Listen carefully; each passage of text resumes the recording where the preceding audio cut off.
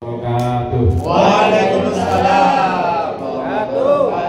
Alhamdulillah wa syukurillah wa la haula wa la quwwata illa billah. Yang saya hormati alim ulama dan tokoh masyarakat, yang saya hormati semua jajaran MWJNU Kecamatan Pagelaran, yang saya hormati semua jajaran PAJ Ansor Kecamatan Pagelaran, dan yang saya hormati keluarga besar ranting Banjarjo, dan yang saya hormati semua yang hadir di sini yang tidak bisa sebut satu persatu. Pertama, marilah kita berikan puji syukur kehadirat Allah Subhanahu wa Ta'ala, yang mana pada malam hari ini kita bisa bertemukan di sini dalam keadaan sehat walafiat. Semoga dengan barokah perkumpulan ini kita semua menjadi saudara dunia maupun di akhirat. Amin. Ya Rabbal Alamin. Salawat salam tetap kita doakan kepada ibunda kita Nabi besar Muhammad Sallallahu Alaihi Wasallam. Semoga kita semua mendapat syafaatnya di dunia maupun di akhirat. Amin. Sebelumnya saya mohon maaf karena saya ini bukan seorang ulama atau seorang kiai, bukan main bahasa. Mungkin kita diskusi aja tentang pentingnya suatu organisasi yang dimana itu lembaga NU itu harus ada 3 pilar juga, dimana politik juga harus terjun di lembaga tersebut, karena tanpa politik Indonesia ini akan kacau juga. Karena apa? Kemerdekaan Indonesia itu tanpa politik gak ada yang isi. Jadi kita sebagai kader NU, apalagi di ranting ujung tombak, itu harus mengerti tentang politik yang ada di Indonesia ini, khususnya di Kabupaten Malang. Karena apa? Ketika program-program di politik itu dikuasai di luar lembaga kita, ya jadi ricu. Jadi manfaat kalau mau jadi orang baik itu gampang, duduk di rumah diem itu udah jadi orang baik. Tapi jadi orang manfaat itu yang berat. Ya seperti kita, waktunya kita udah di rumah begitu nonton TV, kita masih di sini mendoakan almarhum pahlawan-pahlawan yang dulu, almarhum saudara-saudara kita dulu dengan zikir dan bersolawat. Yaitu tujuan kita hidup itu harus manfaat. Karena kalau cuma diem saja di rumah ya nanti dikuasai oleh belanda lagi. Nah, mungkin saya nggak bisa berkata banyak-banyak karena mungkin diskusi aja program-program kita ke depan biar lebih manfaat. Karena kalau tausiah itu udah jenengan semua mungkin lebih paham daripada saya. Jadi kita tingkatkanlah program-program dari perpolitikan kita untuk kebesaran NU Pagelaran, khususnya di Pagelaran. Jadi program-program kita ke depan itu yang pertama kemarin berhubung kita sama Abah Imam ini di Komisi 1 ada program namanya dari Kesbangpol. Itu yang menaungi musola-musola, pondok pesantren sama masjid. Jadi masjid, pondok pesantren dan musola-musola itu yang ada ikrar wakafnya lengkap, kita bisa mengambil program Kesbangpol yang di situ dapat kalau musola 15 juta, kalau pondok pesantren 25 juta, kalau untuk masjid 20.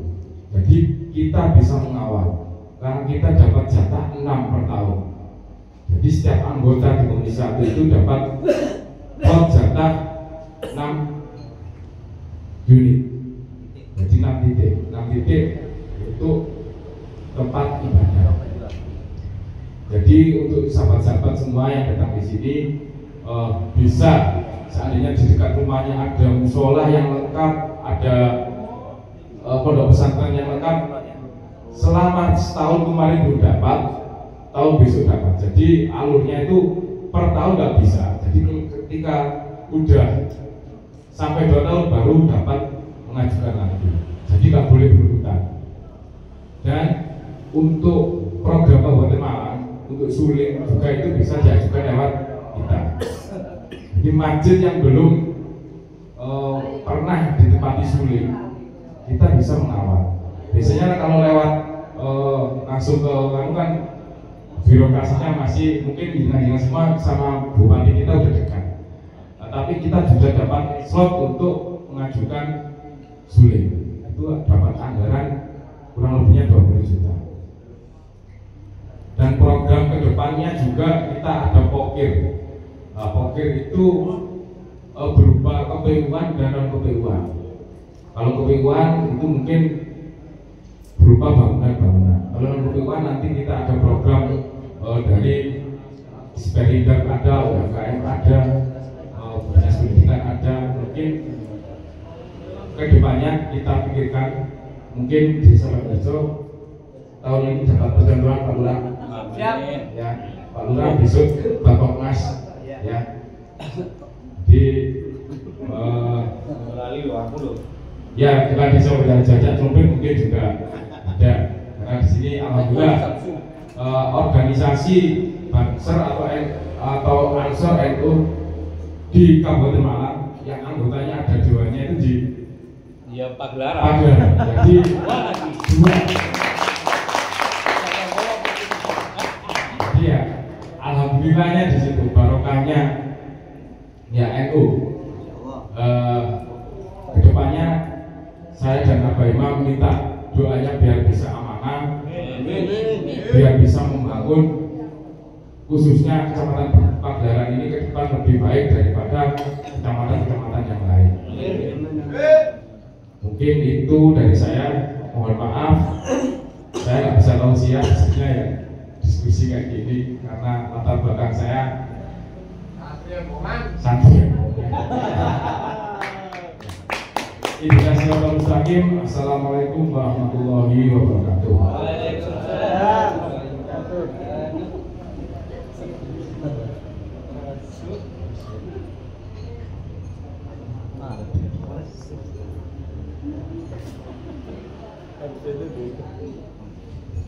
Terima kasih kami sampaikan. Menginjak acara selanjutnya yaitu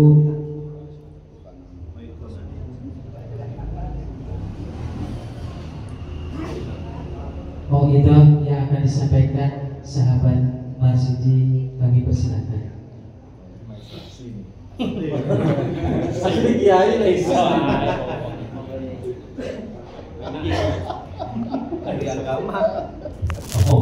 Menteri Agama.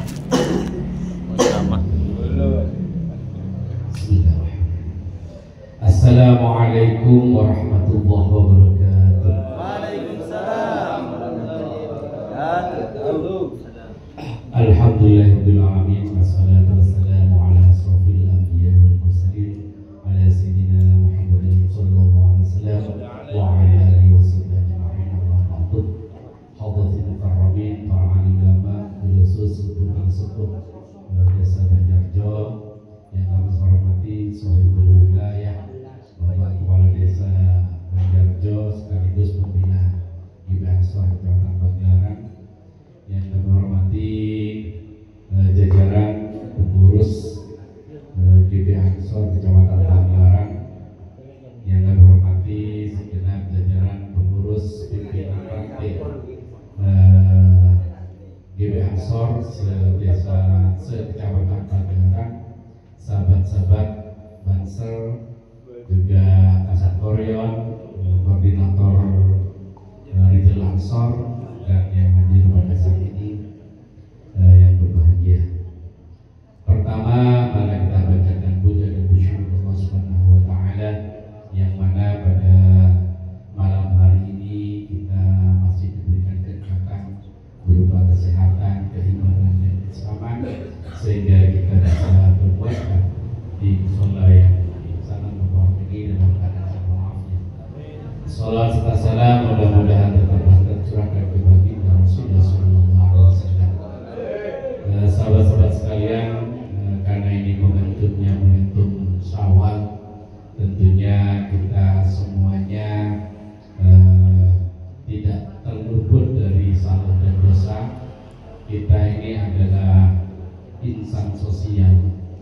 makhluk sosial yang diciptakan Allah. Jadi tentunya setiap saat kita interaksi dengan makhluk yang lain, baik sesama manusia maupun dengan makhluk-makhluk yang lain.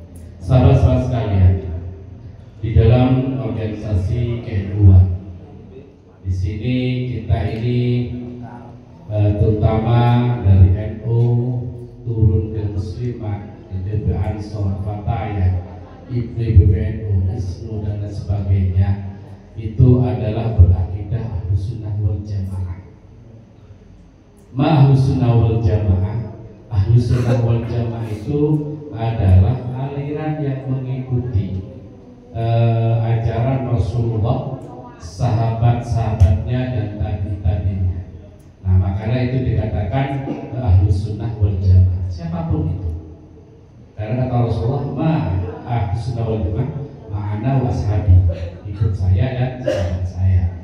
Jadi ketika kita selaku warga Nahdlatul Ulama itu mengakui Ahlussunnah wal Jamaah, maka kita juga harus melakukan amalan-amalan yang dilakukan oleh sahabat-sahabat Nabi. Ketika tidak dilakukan oleh sahabat-sahabat Nabi, maka dilakukan tabi-tabi dan salafus saleh. Nah, itu adalah implementasi kita sebagai penerus ajaran Nahdlatul Ulama. Tetapi kalau kita ada di GB Ansor, pimpinan ranting atau anggota bangsa, ketika kita tidak mengakui dengan hal tersebut, maka itu bukan Ahlussunnah wal Jamaah. Seperti itu. Nah, di dalam Ahlussunnah wal Jamaah ini ada ukhuwah yang perlu kita lakukan. Karena kita makhluk sosial, maka tidak terlepas dengan ukhuwah dengan makhluk lain. Yang pertama itu adalah ukhuwah basyariah. Kita selalu makhluk manusia, dan yang dikatakan hayawan natik, hayawan yang bisa berbicara dan punya pikiran, itu adalah manusia. Nah, maka kita harus punya hubungan interaksi antara satu dengan yang lain, yang dikatakan ukhuwah basyariah. Nah, di sini Allah mengatakan ukhuwah basyariah itu bukan hanya dengan kita, bukan hanya dengan kita sesama manusia, sesama organisasi NU, sesama dengan Banser, Ansor, tidak, tapi kita di lingkungan kita macam-macam. Ada organisasi yang lain, itu masih manusia. Contoh teman-teman kita seperti tadi Muhammadiyah, ada di LPI, ada yang di Irsyad dan lain sebagainya. Dan selain itu juga tangga-tangga kita juga ada non-muslim. Itu manusia, karena bukan hewan. Maka kita juga perlu hubungan dengan mereka-mereka. Karena banyak hikmah dengan hubungan hewan tersebut. Ya, karena Allah menciptakan itu memang apa? Lita'arufu, bersuku-suku dan berbangsa-bangsa dita'arufu untuk mengenal. Contoh kecil saja, kita dengan Cina. Cina itu otomatis banyak yang non-muslim. Apa manfaatnya kita kenal dengan Cina? Bahkan sabda Nabi, utlubul ilmu walau bisir, tuntutlah ilmu walaupun ke negeri Cina. Pada waktu itu belum ada Cina. Apa yang kita ambil dasar? Ekonominya siapa yang baik? Manajemennya siapa yang baik? Adalah Cina. Produk-produk yang kita miliki, yang kita pakai pada saat ini, itu kebanyakan produk daripada Cina. Nah, kalau kita tidak baik dengan Cina, tidak baik dengan orang lain, maka kita juga akan terkendala dengan produk-produk tersebut. Maka dari itu ukhuwah basyariah ini sangat penting sekali. Contoh kecil aja, kita punya saudara-saudara muslim di Suwaru, di Sidoarjo. Itu juga perlu kita baiki. Karena pasti ada manfaatnya bagi kita. Menurut saya di Ansor ini kan rutin membina di Mushola Al-Ikhlas. Berkat daripada teman-teman ini, sahabat-sahabat rutin di sana.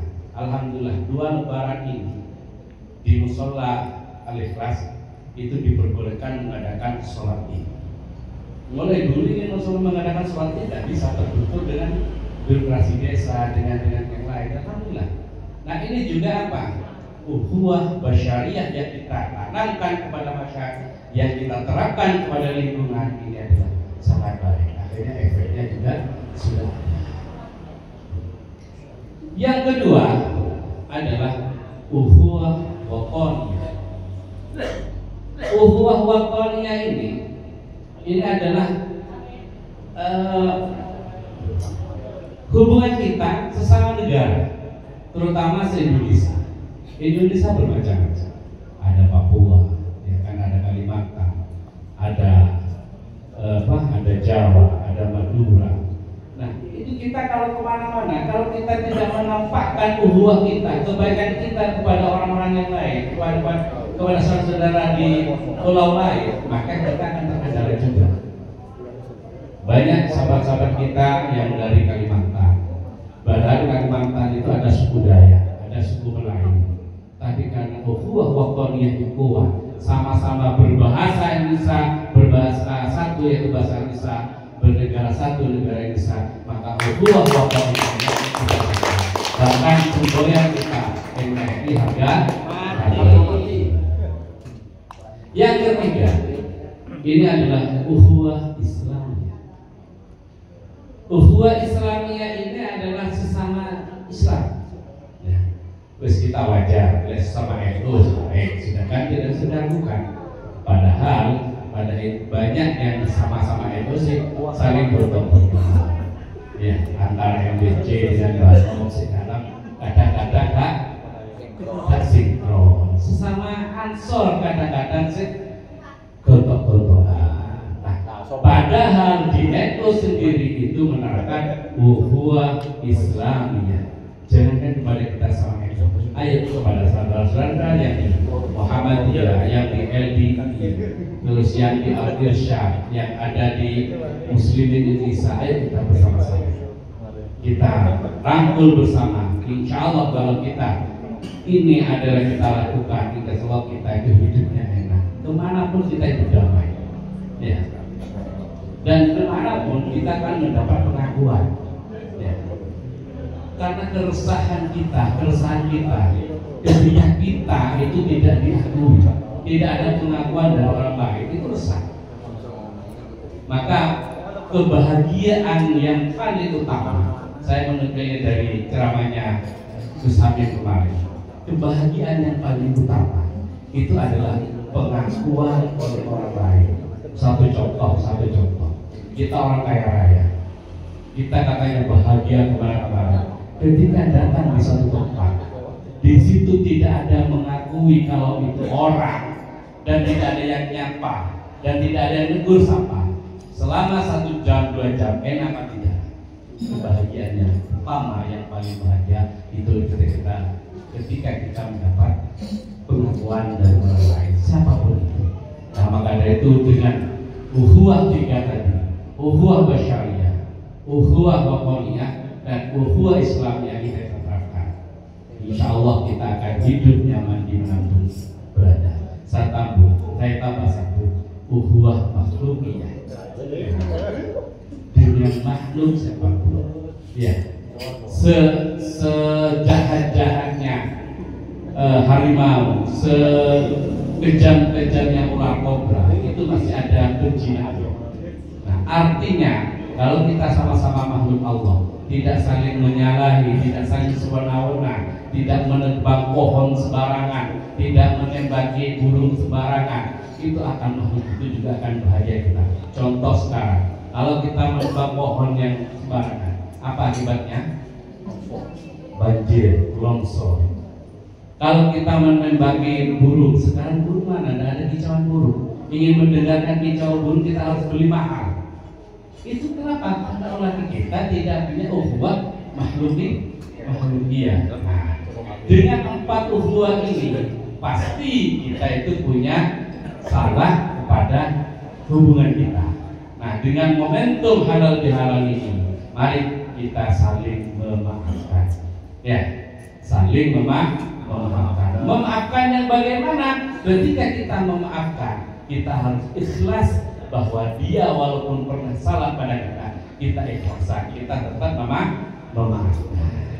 Insya Allah dengan barokah seperti ini kita hidup bermasyarakat, hidup sebagai makhluk sosial, kita akan nyaman dan kita selalu dapat ridho dari Allah Subhanahu wa Ta'ala.